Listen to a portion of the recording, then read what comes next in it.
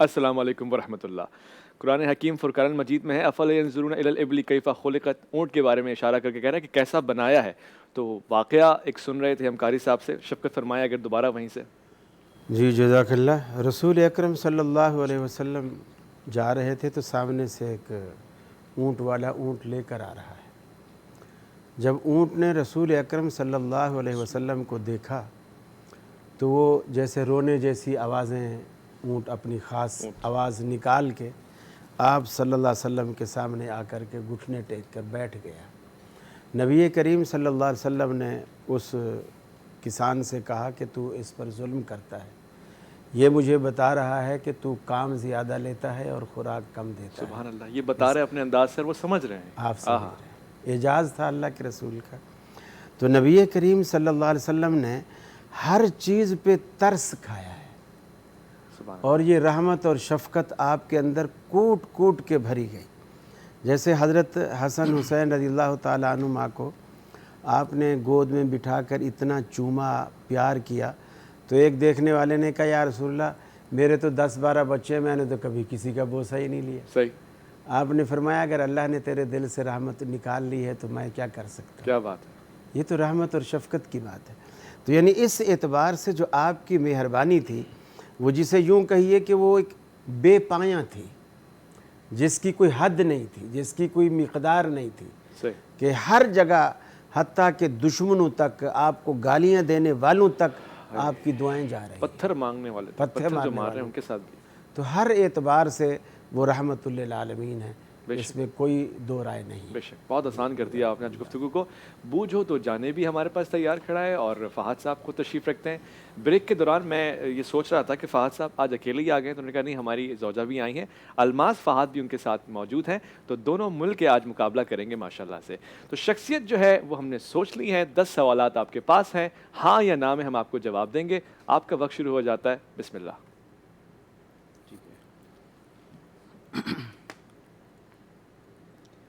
یہ جو آپ نے شخصیت سوچی ہے، یہ مرد ہے قاری صاحب؟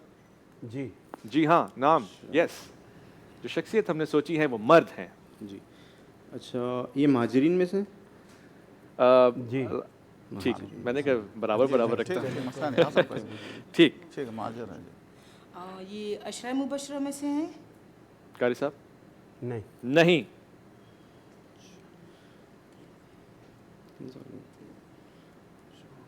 تین سوال آپ نے پوچھے، تینوں کے جواب آپ کو بر وقت مل گئے۔ اچھا، میں ایک بات آف سکرین اور آن سکرین دونوں محسوس کرتا ہوں، اور جو میں دیکھتا ہوں وہ میں بولتا ہوں۔ یا ایھا الذین آمنوا قولوا قولا سدیدا۔ آج ہمارے دونوں ہی علماء کرام بہت ہی سادہ شخصیت کے مالک ہیں، خاص طور سے قاری صاحب آف دا اسکرین بہت شفقت فرماتے ہیں، جس طرح کا آپ کا اخلاق ہے، کیونکہ آج موضوع بھی اخلاق ہے نا، تو میں اس سے بڑا متاثر ہوں، میں اس کی حوصلہ افزائی کر رہا ہوں، اور میں چاہتا ہوں کہ علماء کا یہ اخلاق ہم سب کے لیے ایک معیار بن جائے، ہم سب اس کو فالو کرنے کی کوشش کریں۔ قاری صاحب بہت شکریہ آپ کا، بہت خاص شکریہ۔ چوتھا سوال آپ پوچھ سکتے ہیں۔ کمانڈر رہ چکے؟ کمانڈر رہ چکے؟ کسی جنگ میں کمانڈر بھی رہ چکے ہیں؟ جی ہاں۔ آغا صاحب نے کہا جی ہاں۔ اچھا، یس۔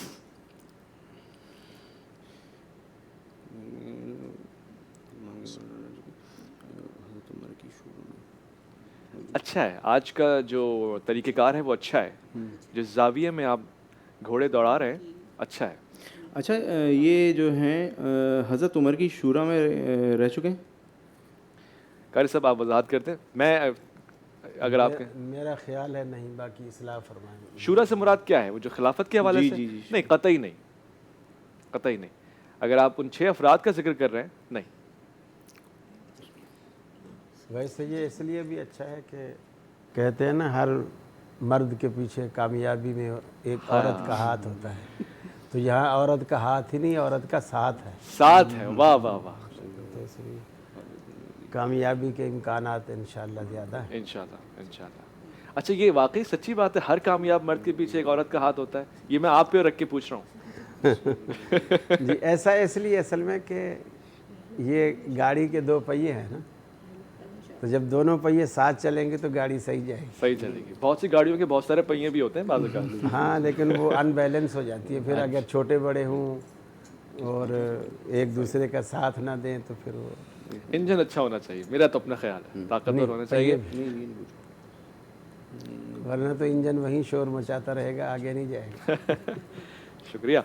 5 सवाल आप पूछ चुके हैं, हो जाए। ये सन 61 हिजरी में मौजूद थे। अच्छा सवाल आपने पूछा अल्लामा साहब। नहीं, नहीं, नो। 61 सन हिजरी। अगर वक्त होता, वैसे तो सहर नशरियात में वक्त नहीं है, इफ्तार में अक्सर मैं ऐसा करता हूँ, ये सवाल आपसे पूछ लिया करता हूँ और भरपूर अंदाज से आप लोग शिरकत करते हैं माशाल्लाह, लाइव कॉल्स करते हैं। मैं आपसे पूछता कि सन 61 सन हिजरी में हुआ क्या था असल में, मगर अब वक्त नहीं है। मगर बैठ के आप इंजॉय करें, देखें, समझें इसको। यकीनन 6 सवाल आपने पूछे हैं तो कहीं ना कहीं आप खड़े हुए हैं। तू ही कह दे, उखाड़ा दर खैबर किसने, शहर कैसर का जो था उसको किया सर किसने, तोड़े मखलूक के खुदावंद के पैकर किसने, काट कर रख दिए कुफार के लश्कर किसने।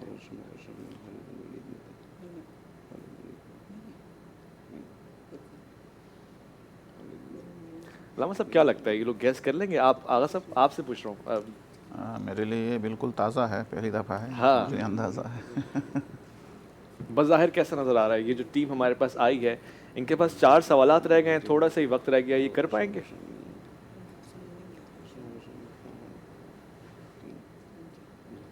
सोच ज़्यादा रहे हैं तो सोचने से अच्छा रहता है। इंशाल्लाह मशावरत भी कर रहे हैं। मैं बहुत खुश होता हूँ, एक फैमिली जब भी आती है ना, मुझे अच्छा लगता है। कम से कम ये है कि वो ये नहीं सोचते कि हमारी उम्र क्या है या हम आएंगे तो कैसा रहेगा। बहुत अच्छी बात है। और GTV का ख़ास तौर से ये खासा है, ये जो गिफ्ट हैम्पर्स हमारे पास मौजूद हैं, इनकी हौसला अफजाई हम कर रहे हैं, माशरे में इल्म की तरफ रुझान डालने की कोशिश कर रहे हैं। शख्सियात पे तबसरा होना चाहिए, बच्चों को सुनना सीखना चाहिए। ये काम हमारे हाथों से हो रहा है, तो परवरदिगार का बहुत शुक्र। एक मुझे सवाल जो मैं पूछ चुका हूँ वो मैं दोबारा पूछ सकता हूँ? अच्छा पूछिए। ये अशरा मुबशरा में अभी आपने पूछा था और हमने कहा था कि नहीं, नहीं उसमें नहीं है।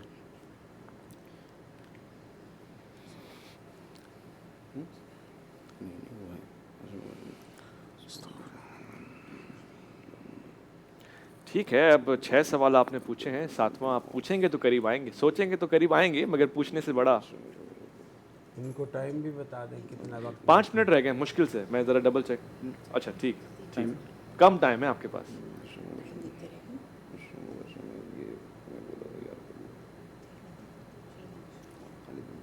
जब तक खामोश बैठने की बजाय हम कुछ करते रहें। मैं तो ये सोच रहा हूँ कि आप लोग तो खैर मेहरबान हैं, बाज़-औक़ात मैं अपने आप को इम्तिहान में डाल के देखता हूँ कि मैं कहाँ खड़ा हूँ, ये बहुत ज़रूरी भी है। अच्छा, ये इम्तिहानात का सिलसिला अच्छा है मदारिस में और स्कूल्स में, एजुकेशन सिस्टम में, जो हम लोग एग्जामिनेशन लेते हैं, ये सही है? बच्चे को फ़ायदा होता है इससे? बहुत फ़ायदा होता है इसका। नफ्सियाती तौर पर भी एक असर होता है। यानी अमूमन भले बच्चा सारा साल खेलता रहे और तवज्जो ना दे, कभी किताब ना उठाए, लेकिन जब इम्तिहानात करीब होते हैं तो उसको मजबूरन तौअन वकरन ये सब कुछ करना पड़ता है। सही है। तो फ़ायदा तो उसका होता है। सही है। एक दफ़ा यानी वो किताब उसकी नज़र से गुजर जाती है। ठीक ठीक ठीक। 7वां सवाल पूछना चाह रहे हैं क्या आप? जी। खालिद बिन वलीद। ये आपने जवाब दे दिया है? जी। ये आपने जवाब दे दिया है? जी। आपके पास 3 सवालात और हैं, 3-4 हैं। 4 सवालात आप पूछ सकते हैं। मैं इसको जवाब मान लूं? ये जो जवाब आप मान लें। जवाब मान लो, तरद्दुद भी नहीं है आपको? कॉन्फिडेंट बिल्कुल? जो आगा ने बताया उसकी निशानियाँ तो इसी से मिल रही हैं। आगा ने आपको पहले से बता दिया? नहीं बता पहले से नहीं, जो भी इन्होंने उससे तो यही लग रहा है। मुझे पता नहीं क्यों ऐसा लग रहा है। चले मैं आपके लिए आसानी कर रहा हूँ, ठीक है? आज पहली मर्तबा रमज़ान से बरकत लेते हुए 7वें सवाल को एज अ सवाल लेते हुए मैं कह रहा हूँ कि ये शख्सियत नहीं है, ठीक है? मैं आपको मौका दे रहा हूँ और खेलें। हिल सिटी का ये गिफ्ट हैम्पर लेके जाएं। खान साहब देख रहे होंगे टेलीविज़न पे ये प्रोग्राम, वो खुश होते हैं जब ये गिफ्ट हैम्पर पहुंचता है उन लोगों तक जो इसके मुस्तहक हैं। चलें अब जल्दी जल्दी पूछना है आपने, मैं आपको इजाफी वक्त भी दे रहा हूँ। इजाफी तो खैर नहीं है, क्योंकि ये बहाना मैंने तलाश किया, जब मौजू शुरू हो जाएगा फिर तो मौका ही नहीं मिलेगा। 7 मिनट हमने इनको दे दिए हैं। ये बहाना मैंने इसलिए तलाश किया है कि मैं कारी साहब से 2 मिनट बात भी कर सकूँ। दीन का रुझान कब पड़ा आपको? शौक़ कब हुआ? लोगों को तो दुनिया बनाने का शौक़ होता है। पहली बात तो ये है कि ये अल्लाह रब्बुल आलमीन का करम है और इससे ज़्यादा कुछ नहीं है। دنیا میں بہت سارے لوگ ہیں اور ان کے پاس دولت ہے، سب کچھ ہے، دین نہیں ہے. صحیح.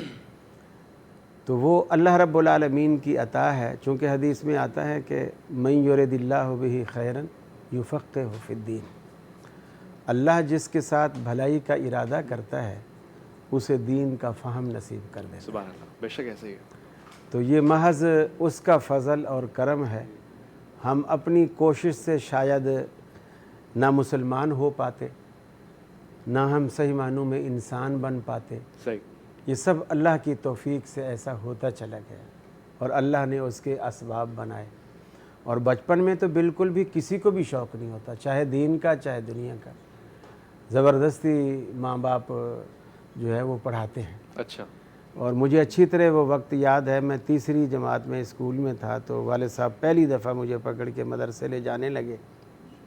میں رو رہا تھا اور نہیں جانا چاہتا تھا، اور میری نانی والد صاحب سے کہہ رہی تھی کہ تو ایک روٹی بچانے کے لیے جو ہے میرے بچے کو جو ہے تو وہاں مدرسے ڈالنا چاہ رہا ہے. اچھا. کیونکہ مدرسے میں ایسا تھا کہ ہفتہ بھر بچے رہتے تھے اور پھر ہفتے بعد جمعرات کو چھٹی ہوتی تھی تو گھر آتے تھے. تو میری روٹی اس کو دے دینا، تو اس کو مدرسے نہ. ہائے ہائے، پیار دیکھیے. اور میں اس وقت دل میں یہی سمجھتا تھا کہ اس پورے گھر میں میری نانی ہے جو مجھ سے پیار کرتی ہے، باقی سارے میرے دشمن ہیں. اور والد صاحب زبردستی ڈال ہے. اور آج میں سمجھتا ہوں کہ والد صاحب نے جو کچھ کیا الحمدللہ ہماری بھلائی کے لیے کیا. اللہ ان کو جزائے خیر دے. آج وہ دنیا میں نہیں ہے، اللہ انہیں کروٹ کروٹ جنت نصیب فرمائے. آمین آمین. ہماری بھی یہی دعا ہے. آپ ایک سوال پوچھنا چاہ رہے ہیں قریب آنے کے بالکل. کیا ان کی شہادت ہوئی تھی؟ اچھا، سوال یہ پوچھا ہے کیا ان کی شہادت ہوئی؟ جی ہاں شہادت. جی ہاں شہادت ہوئی تھی. جی ہاں شہادت ہوئی تھی. جی ہاں شہادت ہوئی تھی. جعفر طیار. یہ کیا ہوتا ہے اچانک سے؟ آپ پوچھے چلے جا رہی ہیں. آپ پوچھ رہے ہیں یا جواب دے رہے ہیں؟ سوال ہے یہ سوال ہے. جی. دیکھ لیں، اب میں آپ کو چانس نہیں دوں گا. اب اگر آپ لڑکھڑائے تو اب میں آپ کو چانس نہیں دوں گا. اگر اس پہ بھی آپ یقین کامل کے ساتھ، مستقل مزاجی کے ساتھ، جی برجستگی کے ساتھ، ماشاءاللہ اب تو بالکل بھی نہیں لڑکھڑا رہے. ٹھیک ہے جناب، اگر آپ نے طے کر لیا ہے کہ آج آپ کو انعام نہیں لے کے جانا، خالی ہاتھ جانا چاہتے ہیں یہاں سے، تو میں کچھ بھی نہیں کر سکتا، کوئی بھی کچھ نہیں کر سکتا. آپ کا آخری جواب یہی ہے؟ جی. حضرت جعفر طیار، بالکل صحیح آپ نے بوجھا، اور آج کی شخصیت بھی یہی تھی. اور میں اب آغا صاحب سے درخواست کروں گا 2 جملے آپ کی شخصیت پہ اگر آپ اظہار فرماتے. کون ہے حضرت جعفر طیار؟ بنی ہاشم سے آپ کا تعلق ہے، شہادت، ہجرت، یہ سب چند باتیں اگر آپ. جناب جعفر طیار کی تاریخ سے تو ہر مسلمان واقف ہے. ایسا ہی ہے. اور خاص طور پر جب ہجرت کر کے آپ حبشہ گئے تھے تو وہاں نے جو عظیم جو خطبہ دیا، جس خطبے کی وجہ سے بادشاہ رونے لگا، حبشہ کا جو بادشاہ رونے لگا. ان کے زبان میں کتنے تاثیر، اور اللہ تبارک و تعالیٰ نے فصاحت و بلاغت سے کتنا نوازا تھا. ان کا ویسے تو ہر قدم جو ہے وہ ان کے لیے نورانی ہے، لیکن یہ جو حبشہ کے اندر جو اسلام کو اچھے انداز سے جو پہنچایا اور اس طریقے سے مسلمانوں کی بھی جان کی بخشش ہوئی، اس کے علاوہ جو ان کی جو قربانی ہے کہ اللہ کے رسول نے خود تو گریہ فرمایا ان کے بارے میں. اور جعفر طیار وہ 2 پروں کے ذریعے ہیں. طیار اسی وجہ سے کہ اللہ کے رسول نے ارشاد فرمایا کہ اللہ نے ان کو 2 پر دیے جس کے ذریعے پرواز کرتے ہوئے جنت کی طرف. سبحان اللہ سبحان اللہ. یہ 2 پر ان کو جنت میں ہے، دنیا میں ہے؟ دنیا کے اندر سے حضور نے فرمایا. حضور نے فرمایا. ایک بہت اچھی بات آپ نے کر دی. ہل سٹی کی طرف سے یہ گفٹ ہیمپر آپ کو جائے گا. میں نے تو قاری صاحب سے وعدہ کر لیا تھا، ایک اور قاری صاحب کے لیے لازمی منگوانا پڑے گا. آئیے جی اپنا انعام وصول کیجئے، قبول کیجئے. مومل کا بھی گفٹ ہیمپر ہمارے پاس ہے بھابھی کے لیے. یہ لیجئے جناب، یہ لیجئے، اور یہ بھابھی کے لیے، دونوں استعمال کریں. بہت شکریہ. ہاں جی، یہ ایک اور موبل کا گفٹ ہیمپر ہمیں چاہیے ہوگا. وجہ کیا ہے وہ میں آپ کو بعد میں بتاؤں گا، مگر یہ اچھی چیز ہے. ایک اور گفٹ ہیمپر ہمارے پاس لے آئے موبل کا، کیونکہ ہمارا اگلا سوال بھی یہی ہے. اور ماشاءاللہ مجھے خوشی اس بات کی ہوئی کہ جب میں نے ان سے پوچھا کہ نام تو میرے پاس زیتون فہد لکھا ہوا تھا، آئی تو الماس بھابھی ہیں، تو کہنے لگے کہ ان کی باری جو تھی وہ کل تھی، وہ آج آ نہیں سکی، آج میرے پاس الماس ہیں. تو مجھے بہت خوشی ہے. یہ مساوات کا سبق ہے جو ہم ایک دوسرے کو دکھا بھی رہے ہیں، سیکھ بھی رہے ہیں، سن بھی رہے ہیں. آپ کے لیے ایک اور گفٹ ہیمپر ہے جو آپ کو لے کے جانا ہے اور دوسری بھابھی کو پہنچانا ہے. بہت شکریہ آپ کی آمد کا. ویسے یہ بھی پہلے پتہ کر لیں کہ سوتن کو دیں گی بھی کہ نہیں. ٹھیک ہے، بہت اچھے. آج سوال بھی میں نے حسن اخلاق کے حوالے سے رکھا ہے، تو پھر جوابات بھی ایسی متوقع ہیں سب سے پہلے آغا صاحب آپ سے پوچھنا چاہتا ہوں، ازواج مطہرات کے ساتھ آپ کا سلوک، آپ کا برتاؤ حضور کا کیسا تھا؟ وقت کیسے دے پاتے تھے؟ ایک عام فہم میں سمجھ میں آتا ہے ایک بیزی انسان لوگوں کو وقت نہیں دے سکتا، آپ سب سے بڑی شخصیت ہیں، رول ماڈل ہیں، آپ کیسے حسن معاشرت کرتے تھے؟ اس سے پہلے میں ایک جملے کی تھوڑی وضاحت کروں، وہ یہ ہے کہ جب ہم سیرت کی بات کرتے ہیں اور کانفرنس بھی ہوتی ہے اور جب ہم پڑھنے لگتے ہیں تو ہم چند چیزوں میں اشتباہ کر لیتے ہیں. ان میں سے یہ ہے کہ ہم تاریخ کو سیرت سمجھتے ہیں. صحیح. تاریخ الگ چیز ہے، سیرت الگ چیز ہے. اور جب سیرت کی بات آ جائے تو وہ ہے جو اردو کے اندر آپ ترجمہ کریں روش، طریقہ. اچھا، تو حضور کا جو طریقہ ہے یا ان کی جو روش ہے گھر چلانے کی، اگر وہ کسی کے ہاتھ میں آ جائے چاہے ان کا کلمہ نہ بھی پڑھتا ہو، اچھا، چونکہ وہ کامیابی روش کے اندر موجود ہے. کیا بات، فارمولہ ہے نا، فارمولہ ہے. جس طریقے سے ایک شاعری ایک فارمولہ ہے، اگر جس کو آ جائے وہ شاعر بن جائے گا. اسی طریقے سے انجینئر، ڈاکٹر سب اسی طریقے سے ہیں. تو حضور کا ہر طریقہ اس کے اندر، آپ میدان جنگ کے اندر دشمنوں کے ساتھ کس طریقے سے پیش آتے تھے، ایک روش ہے. ایسا ہی وہ روش آج مسلمانوں کے پاس آ جائے تو پھر آج بھی مسلمان فاتح ہے اور کامیاب ہے، چونکہ کامیابی روش کے اندر موجود ہے. درست ہے. اسی طریقے سے حضور نے جو گھر چلایا ہے اور اتنے ازواج کے ساتھ اور خوشی جو ہے اچھے انداز کے اندر جو گھر چلایا، وہ روش جو ہے وہ ہمارے ہاتھ میں آنی چاہیے. وہ روش یہ ہے ایک دوسرے احترام، عزت، اور ہر شے کے اندر دوسرے شریک حیات کو شیئر کرنا، بتا دینا. اور یہ بتا دینا کہ دیکھو کہ جب میں یعنی آپ کے کام کے اندر جب میں ہاتھ بٹاتا ہوں تو مجھے کتنا ثواب ملے گا، اور جب تم گھر کے کام کرتی ہو تمہیں اللہ کتنا اجر عطا فرمائے گا. اور یہاں تک کہ حضور صلی اللہ علیہ وسلم اکثر احادیث اور اکثر چیزیں جو ہے ہمیں ازواج کے ذریعے ہم تک پہنچے ہیں کہ فلان بیوی نے فرمایا کہ حضور 15 شعبان کو، بی بی عائشہ رضی اللہ تعالیٰ عنہ نے فرمایا کہ حضور 15 شعبان کو یہ اعمال انجام دیے، اس طریقے سے پہنچے. اور حضرت امام حسین کی شہادت کو ام سلمہ کے ذریعے. کہنے کا مطلب یہ ہے کہ اس طریقے سے گل مل کے بیٹھ جاتے تھے اور اپنی شریک حیات سے اس طریقے سے قریب رہتے تھے، ہر چیز کے اندر ان کو شریک رکھتے تھے. اور جب سفر میں جاتے ہیں تو ہر ایک کے ساتھ ایک اچھے انداز کے اندر ملنا، واپس آنے کے بعد ہر گھر کے اندر جانا، اس طریقے سے جسے ہم شارٹ الفاظ کے اندر عدل کہا جاتا ہے. جب عدل ہو جائے تو بی بی زہرا کا جملہ ہے سلام اللہ علیہا، والعدل تنسیخا للقلوب. اللہ نے معاشرے کے اندر عدالت کو اسی لیے ایک واجب قرار دیا ہے تاکہ دل ایک دوسرے سے جڑ جائیں. تو حضور کا جو طریقہ، جن میں سے ایک کا میں جو سمجھا ہوں، قاری صاحب بھی اس کی شاید تائید کریں گے یا اگر اصلاح فرمائیں گے، وہ یہ ہے کہ حضور علیہ السلام صلی اللہ علیہ وسلم چاہے انسانوں کے ساتھ ہو چاہے دوسرے کے ساتھ، یہ فکر نہیں کرتے تھے کہ میرے کتنے حقوق ادھر ہے وہ لینا ہے، بلکہ ہمیشہ اس فکر میں رہتے تھے کہ میرے اوپر کتنے حقوق ہے جو مجھے ادا کرنا ہے، لینے کے بجائے حقوق دینے کی. جی ہاں. جب اس انداز سے معاشرہ اگر ہم چلے، آج بھی ہم اس طریقے سے چلائیں، تو اس طریقے سے ہمارا گھر بھی جنت کا ٹکڑا بن سکتا ہے. اور جب تک ہمارا گھر جنت نہیں بنے گا ہم اس جنت میں جا بھی نہیں سکتے. کیا خوبصورت بات آپ نے کی. اگر دنیا میں اپنے گھر کو جنت نہیں بنا، سب سے پہلے اپنے گھر کو جنت بنا دے. اس کے اندر سلام ہی سلام ہو، احترام ہی احترام ہو، عزت ہی عزت ہو، ایک دوسرے کا خیال ہو، اور ہر چیز عبادت سمجھ کے انجام دے دے. یعنی روایت کے اندر ہے کہ بیوی کے چہرے کو دیکھ کے ہنسنا مسکرانا کتنا ثواب و اجر و ثواب ہے، اور بیوی اگر شوہر کو پانی پلائے تو کتنا اجر و ثواب ہے. تو خلاصہ اس کو دین کے طریقے سے اللہ کے نام پہ چلائے گا تو وہ چھوٹا سا گھر جنت بن جائے گا. جب یہ جنت بنے گا تو قبر خود بخود جنت بنے گی، جنت کے اندر خود بخود جائے گا. لیکن اس کے مقابلے میں جیسا ہمارا طریقہ ہوتا ہے، بیوی کہتی ہے یہ کیا لے کے آئے ہو، اور شوہر کہتے ہیں یہ کیا پکا کے لے کے آئی ہو، یہ والا طریقہ جنت کا نہیں ہے، جہنم کا طریقہ ہے. یہ ایک دوسرے کے اوپر تنقید کرنا، ایک دوسرے کا عیب نکالنا، ایک دوسرے کی کمزوری نکالنا، یہ سب کا سب کیا ہے، جہنم کے. اگر اس طرح ہو تو ہمارا گھر جہنم بنے گا، بہت ساری بیماریاں آئے گی. دنیا کے اندر گھر بھی جہنم، جب اس جہنم سے آزاد ہوگا تو ڈائریکٹ دوسرے جہنم کے اندر چلا جائے گا. کہنے کا مطلب یہ ہے کہ حضور اپنی شریک حیات کے ساتھ بہت نزدیک رہتے تھے اور بہت ہی قریب رہتے تھے، ان کے دکھ اور درد کے اندر شریک رہتے تھے. یہ رسول خدا کی ہی تربیت کا ایک اثر ہے. میں ایک چھوٹا سا واقعہ سناتا ہوں اگر وقت ہے تو، کہ حضرت زہرا علیہ السلام کا جب آخری وقت تھا تو مولا کائنات فرماتے ہیں کہ یا زہرا آپ نے کسی چیز کی خواہش نہیں کی، آپ مجھے کسی چیز کی خواہش کریں. یہ ایک جملہ ہے جس کے اندر سب کچھ موجود ہے. اور اس طرح سے زہرا فرماتی ہے یا علی آپ نے میرا اتنا خیال رکھا مجھے کہنے کی ضرورت ہی پیش نہیں آئی. کہنے کی ضرورت ہی نہیں. ہاں، یہ ہے رسول اللہ کے تربیت یافتہ، یہ ہے رسول اللہ نے جو نمونہ ہمارے لیے رکھ کے گئے ہیں.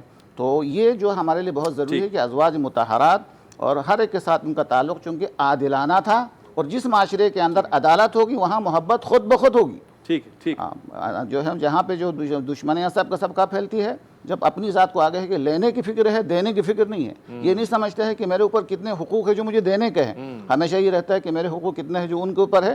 اور اس سے بھی زیادہ جو ہے وہ کم بختی یہ ہے کہ گاڑی سیکھے بغیر نہیں چلاتا. ہم جو آج کی بات کر رہا ہوں، صحیح کہہ رہے ہیں. سیکھے بغیر گاڑی نہیں چلاتا، سیکھے بغیر جہاز نہیں چلاتا، سیکھے بغیر موبائل کو نہیں کھولتا، لیکن سیکھے بغیر شادی کر لیتے ہیں کہ یہ بھی نہیں پتہ ہے کہ میرے حقوق کتنے زوجہ کے اوپر ہے، یہ بھی نہیں پتہ ہے کہ زوجہ کے کتنے حقوق میرے اوپر ہے، کچھ بھی نہیں پتہ، بس اتنے ہی پتہ ہے کہ میرے حقوق ادھر ہے. اب ظاہراً شریک حیات اپنی ذمہ داری سے زیادہ حقوق ادا کر رہی ہوتی ہے، لیکن میں سمجھ رہا ہوں شاید حقوق میں کمی ہے. صحیح، یعنی اگر میں صحیح سمجھاؤں تو آپ اس طرف اشارہ کر رہے ہیں کہ اب شادی کرنے سے پہلے کورس کرنا پڑے گا شادی کو سمجھنے کے لیے. پتہ تو چلنا چاہیے کہ حقوق میں جب میں کسی کو شریک حیات بنا رہا ہوں، میرے حقوق کتنے ان پر ہے، ان کے کتنے حقوق میرے اوپر ہے، یہ پتہ ہونا چاہیے نا. سرحد پتہ ہونی چاہیے. جب سرحد پتہ ہوگا تو فائدہ کیا ہوگا پتہ ہے؟ جب آپ کو پتہ ہوگا کہ آپ کی شریک حیات کی ذمہ داری صرف یہاں تک ہے، جب آپ دیکھیں گے کہ پریکٹیکل یوز سے زیادہ خدمتیں کر رہی تو آپ کے دل کے اندر محبت ٹھیک ہوگی، محبت مزید بڑھ جائے گی انشاءاللہ. بہت اچھی بات آپ نے کی ہے حضور اکرم. اسی بات کو تھوڑا سا آگے بڑھا جی اچھی بات. جیسے نبی کریم صلی اللہ علیہ وسلم نے فرمایا کہ خیرکم خیرکم لأہلہ وانا خیرکم لأہلی، کہ تم میں سب سے بہترین انسان وہ ہے جو اپنے گھر والوں کے لیے اچھا ہے. بے شک. پھر آپ نے خود کو بطور مثال کے پیش کیا کہ میں تم سب میں اپنے اہل کے ساتھ اچھا ہوں. ایسا ہی. تو یعنی یہ اہل کے ساتھ اچھا ہونا ایک مسلمان کی ذمہ داری ہے. صحیح. پھر نبی کریم صلی اللہ علیہ وسلم نے اس کا ایک حل بتایا کہ تم کیسے گھروں کے اندر آج ہر دوسرے تیسرے گھر میں جھگڑے ہیں، طلاقیں ہیں، بعض منگنیاں ابھی نکاح تک نہیں پہنچتی ٹوٹ جاتی ہیں، ایسا ہی ہے. بعض نکاح ہوتے ہیں رخصتیاں نہیں ہوئی ہوتی ہیں وہ ٹوٹ جاتے ہیں. تو یہ چیزیں جو پیدا ہو گئی ہیں وہ انہی غلط روش کی وجہ سے، غلط رواجوں کی وجہ سے اور طریقہ کار سمجھ نہ آنے کی وجہ سے نبی کریم صلی اللہ علیہ وسلم نے محبت پیدا کرنے کے لیے گھروں میں کچھ آپ نے اصول اور ضابطے بنا رکھے تھے. مثلاً آپ کبھی بھی سفر سے آئے تو آپ کبھی بھی اچانک دبے پاؤں بغیر اطلاع خاموشی سے گھر میں داخل نہیں ہوئے. سبحان اللہ. آپ پہلے آتے سیدھا مسجد جاتے، بلال کو بلاتے، کہتے گھروں میں بتا دو میں آ گیا ہوں، ابھی وضو کر نفل پڑھ کے میں گھر میں آؤں گا. اس میں بڑی حکمتیں تھیں. ایک تو یہ بھی تھا کہ میری عدم موجودگی میں اگر گھر میں کوئی ایسی چیز آئی ہے جو مجھے ناپسند ہے، صحیح، تو میرے آنے سے پہلے اسے ہٹا دیا جائے. صحیح.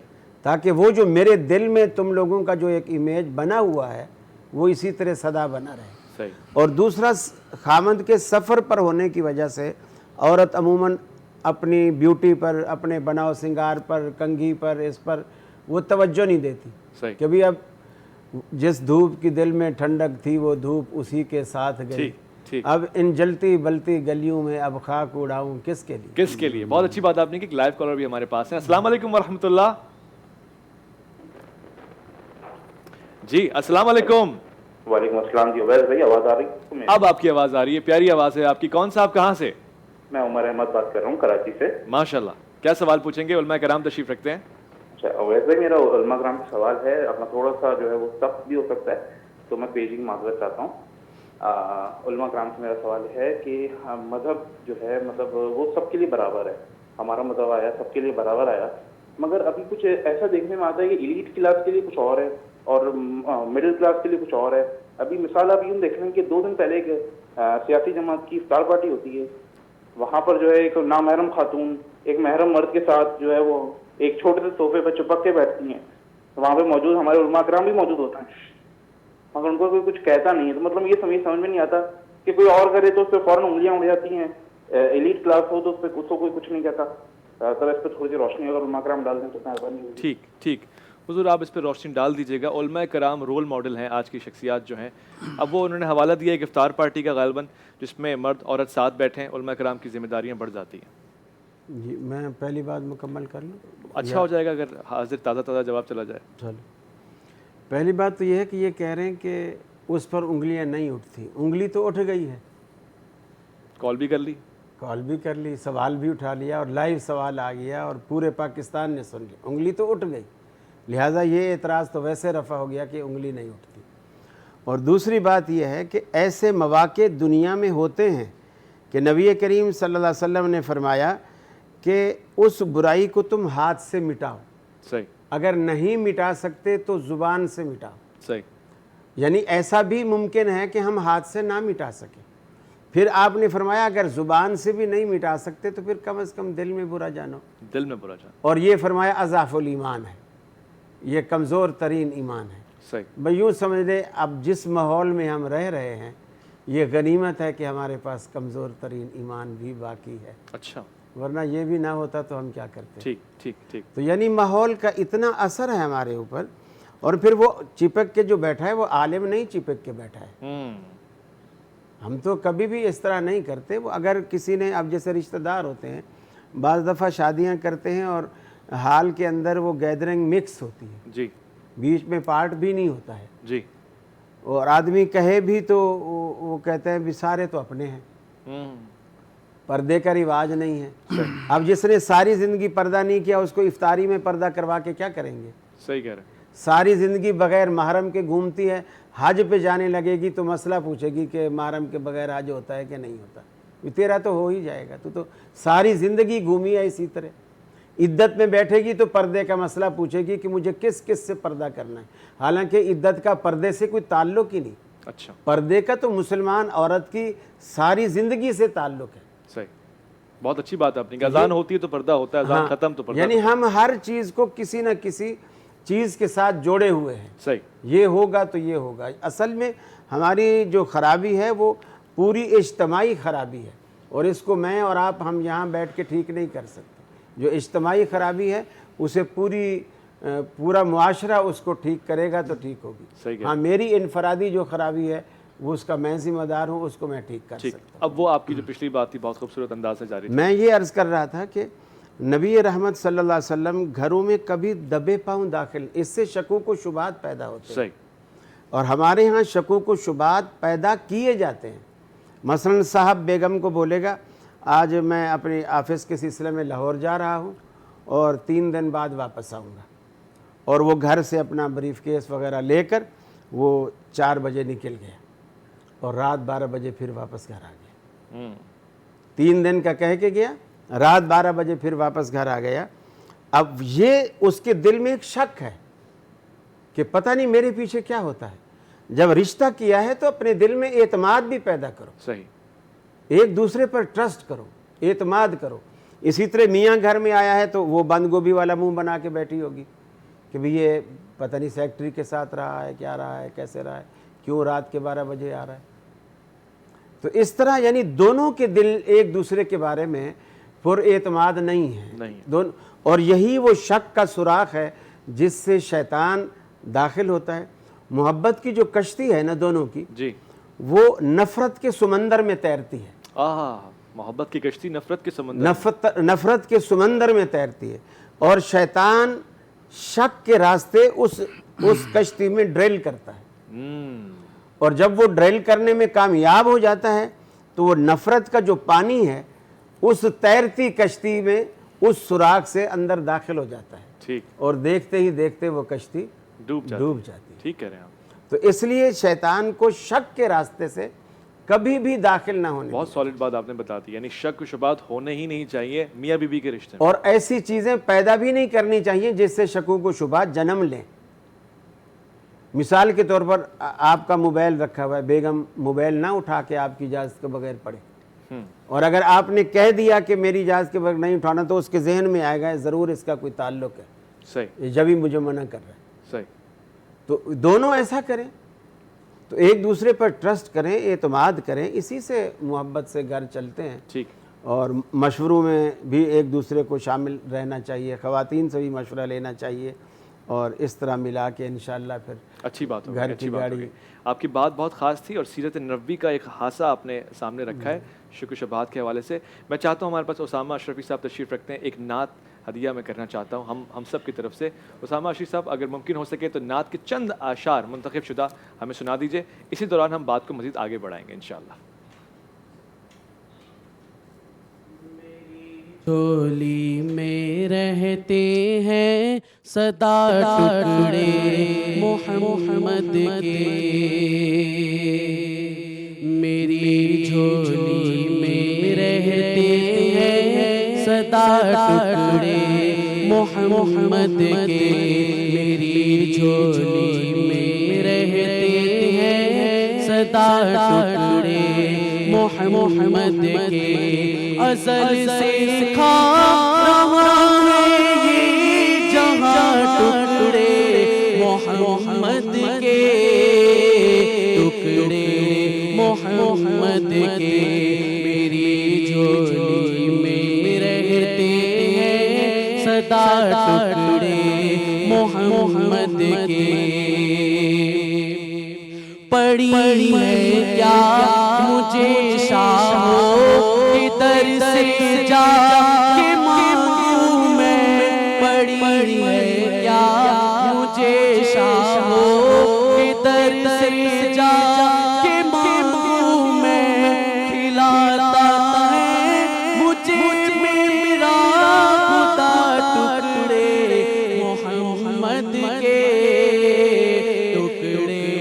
محمد کے میری جھولی میں رہتے ہیں صدا ٹکڑے محمد کے میری جھولی میں رہتے ہیں صدا ٹکڑے محمد کے اور میرے راستے کی ہر مشکل گزر جاتی کترا کر میرے راستے کی ہر مشکل گزر جاتی ہے کترا کر کے دیتا ہے مجھے مشکل کشا ٹکڑے محمد کے ٹکڑے محمد کے میری جھولی میں رہتے ہیں صدا ٹکڑے محمد کے